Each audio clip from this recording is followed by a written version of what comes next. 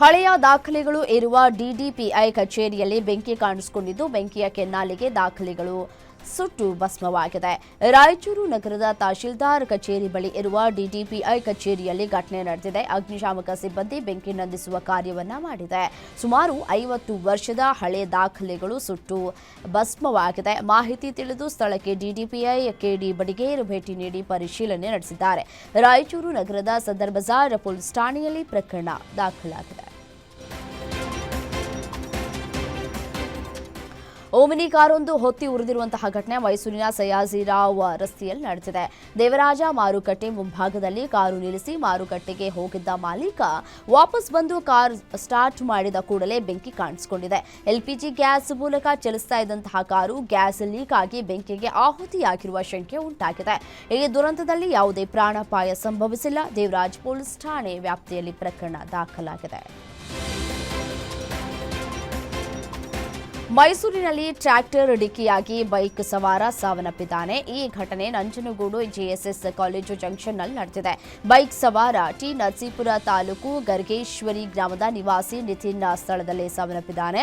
ಸಿಗ್ನಲ್ನಲ್ಲಿ ನಿಂತಿದ್ದಾಗ ಅಪಘಾತ ಸಂಭವಿಸಿದೆ. ಟ್ರ್ಯಾಕ್ಟರ್ ವೇಗವಾಗಿ ಬಂದು ನಿಯಂತ್ರಣ ತಪ್ಪಿ ಬೈಕ್ಗೆ ಡಿಕ್ಕಿ ಹೊಡೆದಿದೆ. ಕೆಆರ್ ಸಂಚಾರ ಪೊಲೀಸ್ ಠಾಣೆಯಲ್ಲಿ ಪ್ರಕರಣ ದಾಖಲಾಗಿದೆ.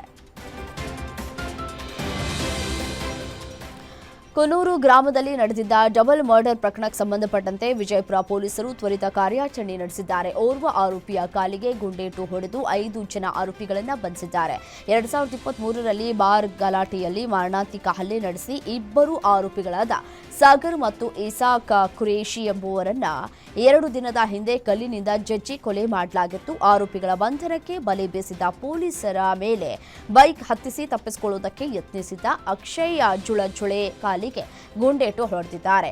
ಆರೋಪಿಗಳಾದ ಮುತ್ತನಗೌಡ, ಅಕ್ಷಯ್, ಸಂಜಯ್, ಭರತ ಹಾಗೂ ಮುಸ್ತಾಕ್ ಸೇರಿ ಒಟ್ಟು 5 ಜನರನ್ನ ಬಂಧಿಸಲಾಗಿದೆ. ಹುಬ್ಬಳ್ಳಿಯ ತೊರವಿ ಹಕ್ಕಲ ಏರಿಯಾದಲ್ಲಿ ಗಲಾಟೆ ಪ್ರಕರಣಕ್ಕೆ ಸಂಬಂಧಪಟ್ಟಂತೆ ಅಕ್ಕಪಕ್ಕದ ಗಲ್ಲಿಗಳ ಯುವಕರು ಜಗಳ ಮಾಡಿದ್ದಕ್ಕೆ ದುರುಳರು ಅಟ್ಯಾಕ್ ಮಾಡಿದ್ದಾರೆ. ತಡರಾತ್ರಿ ಮಾಹಿತಿ ಪಡೆದು ಪರಸ್ಪರ ಪೊಲೀಸರು ದೂರನ್ನ ಪಡೆದುಕೊಂಡಿದ್ದಾರೆ. 2 ಗಲ್ಲಿಗಳ ನಿವಾಸಿಗಳಿಂದ ಪರಸ್ಪರ ದೂರು ದಾಖಲಾಗಿ ಇದೀಗ ಹಲವರನ್ನ ಬಂಧಿಸಲಾಗಿದೆ. ವಿಡಿಯೋವನ್ನು ಆಧರಿಸಿ ಹಲವು ಯುವಕರನ್ನ ಪೊಲೀಸರು ವಶಕ್ಕೆ ಪಡೆದಿದ್ದಾರೆ. ಹಿರಿಯ ರಂಗಕರ್ಮಿ ರಾಜು ತಾಳಿಕೋಟೆ ಸೋಮವಾರ ಹೃದಯಾಘಾತದಿಂದ ನಿಧನರಾಗಿದ್ದು, ಇಂದು ಅವರ ಅಂತ್ಯಕ್ರಿಯೆ ನೆರವೇರಿದೆ. ವಿಜಯಪುರ ಜಿಲ್ಲೆಯಲ್ಲಿ ನೀರವ ಮೌನ ಆವರಿಸಿದ್ದು, ಜಿಲ್ಲೆಯ ಚಿಕ್ಕಸಿಂದಗಿ ಗ್ರಾಮಕ್ಕೆ ಕಲಾವಿದರು ಆಗಮಿಸಿ ಅಂತಿಮ ನಮನವನ್ನು ಸಲ್ಲಿಸಿದ್ದಾರೆ. ವಿಜಯಪುರ ಜಿಲ್ಲೆ ಸಿಂದಗಿ ತಾಲೂಕಿನ ಚಿಕ್ಕಸಿಂದಗಿ ಗ್ರಾಮದಲ್ಲಿರುವ ತೋಟದಲ್ಲಿ ರಾಜು ತಾಳಿಕೋಟೆ ಅಂತ್ಯಕ್ರಿಯೆ ನೆರವೇರಿದೆ. ಅಂತ್ಯಕ್ರಿಯೆ ವೇಳೆ ಕುಟುಂಬಸ್ಥರ ಆಕ್ರಂದನ ಮುಗಿಲು ಮುಟ್ಟಿದೆ.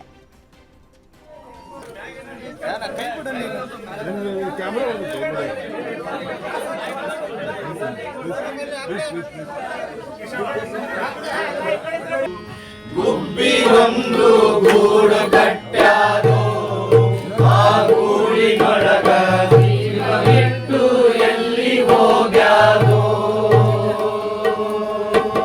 ಗುಬ್ಬಿ ಒಂದು ಗೂಡು ಕಟ್ಟ್ಯಾದೋ, ಆ ಗೂಡಿನೊಳಗ ಜೀವ ಇಟ್ಟು ಎಲ್ಲಿ ಹೋಗ್ಯಾದೋ.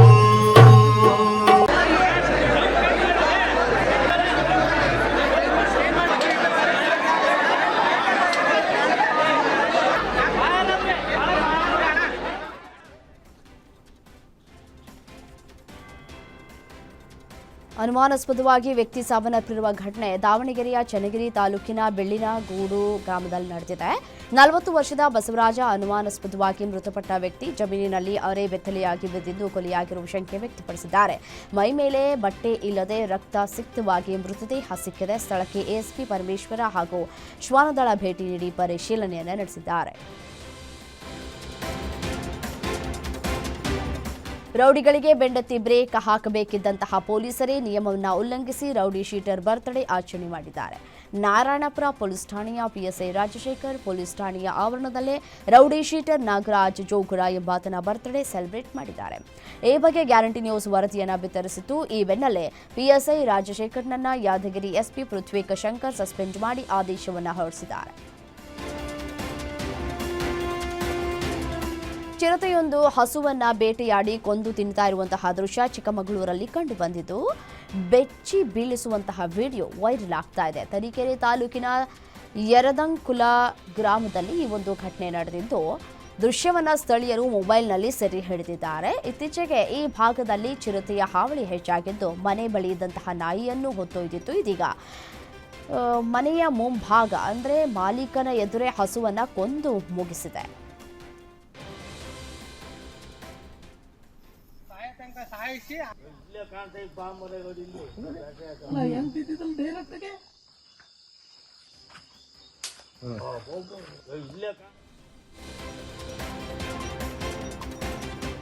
ಆನೇಕಲ್ ಬಳಿಯ ಹೊಸೂರಿನಲ್ಲಿ ಚಿರತೆ ಪ್ರತ್ಯಕ್ಷವಾಗಿದ್ದು ಸ್ಥಳೀಯರಲ್ಲಿ ಜೀವ ಭಯ ಹುಟ್ಟಿಸಿದೆ. ಹೊಸೂರಿನ ಗೋಕಲ್ ನಗರದಲ್ಲಿ ಜನವಸತಿ ಪ್ರದೇಶದಲ್ಲಿ ಚಿರತೆ ಓಡಾಟ ನಡೆಸಿದೆ. ಲೇಔಟ್ನ ಖಾಲಿ ಸೈಟ್ನ ಪೊದೆಯಲ್ಲಿದ್ದ ಚಿರತೆಯನ್ನ ಕಂಡು ಬೀದಿ ನಾಯಿಗಳು ಬೊಗಳ್ತಾ ಇದ್ದಂತೆ ಕಾಂಪೌಂಡ್ ಹಾರಿ ಓಡ್ ಹೋಗಿದೆ. ಸ್ಥಳಕ್ಕೆ ಅರಣ್ಯ ಇಲಾಖೆ ಅಧಿಕಾರಿಗಳು ಭೇಟಿಯನ್ನು ಕೊಟ್ಟು ಚಿರತೆ ಸೆರೆಗೆ ಕಾರ್ಯಾಚರಣೆಯನ್ನು ನಡೆಸ್ತಾ ಇದ್ದಾರೆ.